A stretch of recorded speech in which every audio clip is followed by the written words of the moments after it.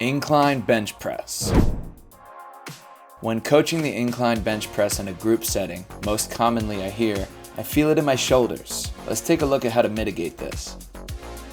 The lats work as an antagonist to the anterior delt, or simply put, they're opposites, like that of the relationship of the biceps and triceps. When cueing clients to keep tension in the lats during their incline bench press, this takes a lot of the shoulders out of the equation and gives our target muscles, the chest and triceps, room to take over.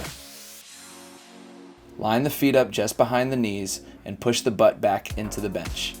Roll the bar to the front of the J-cup, find a symmetrical grip on the bar, tuck the thumbs, and screw the hands into the bar. Tuck the shoulders down the bench and unrack it over the chest. Here is the key piece: pack down the lats. It should feel like your shoulders are being pulled away from the ears. Externally rotate the shoulder and tuck the elbows to stack them under the wrists. Brace the core. Lower the bar to the mid-chest and press. To avoid placing higher demand on the shoulders, avoid losing tension in the lats, pressing forward,